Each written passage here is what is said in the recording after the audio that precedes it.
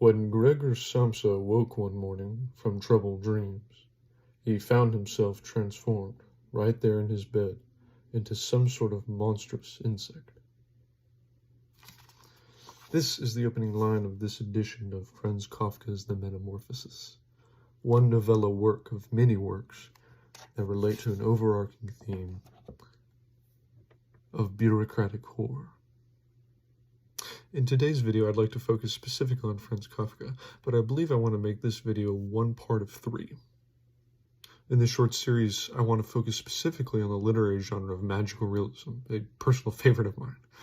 In magical realism, it's often mistaken for fantasy or being related to fantasy when it's actually very different. One of the key factors is how magic and mythical creatures and things related to the fantastical are used in this genre. Where fantasy magic is kind of a tool, in magical realism, magic is quite the opposite of a tool. If anything, it just makes everything that much more complicated. Most of the genre of magical realism is associated with its Latin American authors like Gabriel Garcia Marquez, Jorge Luis Borges, Julio Cortez, just to name a few. However, the genre of magical realism actually shows and begins with a lot of Eastern European and Russian authors, Franz Kafka to be one of them. You can also look back to a Russian author like Nikolai Gogol as an example. So for today's video, I'd like to go over Franz Kafka specifically. He's known mostly for The Metamorphosis as being his most recognized and beloved work about a poor salesman who wakes up one morning and finds himself turned into a cockroach. A lot of metaphorical intrigue goes into it related to how the main character is upset with his life, having to live with his parents, and upset with his job that it pays so poorly, yet he works so many hours and he works so hard. Really amazing story. I quite like this edition personally. I feel that older editions lack the humor that's in Kafka's work. Don't get me wrong, the serious nature of these subjects and of these characters is completely valid and worth exploring. But I think one would be remiss to not include Kafka's sense of humor. One of my favorite novels of all time is also by Kafka, The Trial, which again goes into what I began this video talking about with bureaucratic horror.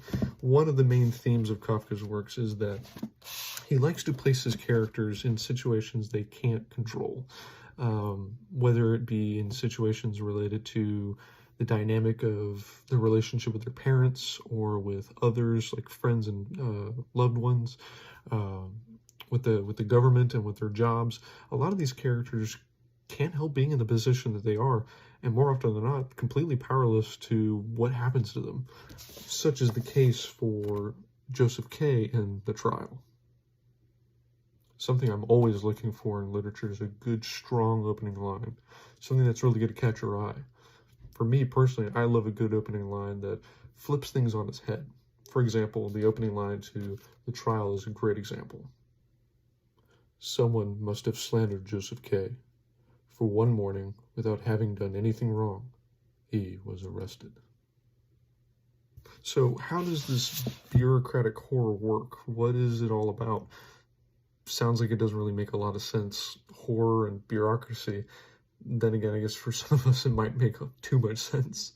But to go back to what I was saying, these characters are more often than not stuck in positions they can't control. Positions that are often designated to them, where their options are entirely limited. To go back to The Trial, the main character, Joseph K., is arrested, but he's not given any reason as to why he should be arrested.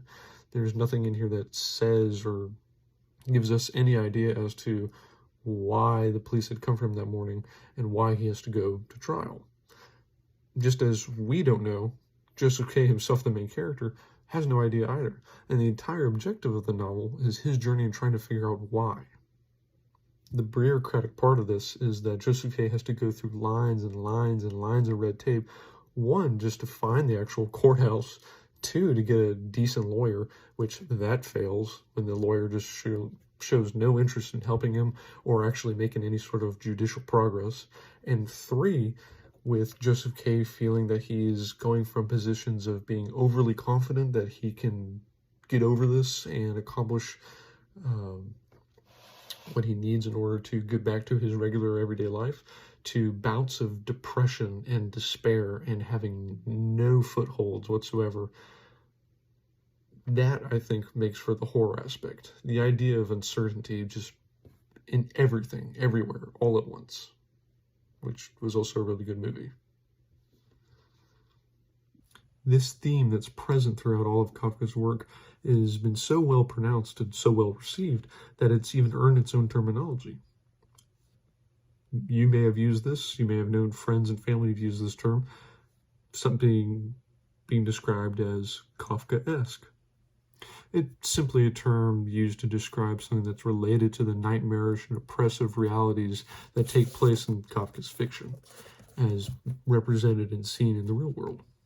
For any of you who have read The Metamorphosis for the Trial, I certainly would encourage you to go to search out Kafka's The Castle. There's also Kafka's America, which unfortunately I don't have yet. That's America spelled with a K in the title. I would also recommend looking into Kafka's short stories. Another one of my favorites and another famous one of his is called The Hunger Artist. If you're looking for other great reads that are related to magical realism, I would definitely recommend reading those South American authors I mentioned earlier. If none of those other South American authors sound interesting to you, I would definitely recommend Clarice Lispector. She was originally born in Ukraine, but she grew up in Brazil, and she's known to have written tons of good short stories. This particular novel I really enjoyed reading. I'm looking forward to rereading it again here soon, actually. Also works within those themes of magical realism. I hope you enjoyed this video, and I hope that it sparks some interest in Kafka, magical realism, and bureaucratic horror. If you've read any of his works before, or you're looking forward to reading them here soon, let me know. Keep me updated. I'd love to hear your thoughts. I'd love to hear what you enjoyed most of Kafka, or what you didn't like of Kafka. For my next video, since this one was part 1 of 3, I'm going to shift my focus over to another area of the world. I'm looking at Japan specifically with the author Haruki Murakami, another one of my favorites, who's actually coming out with a new novel here soon.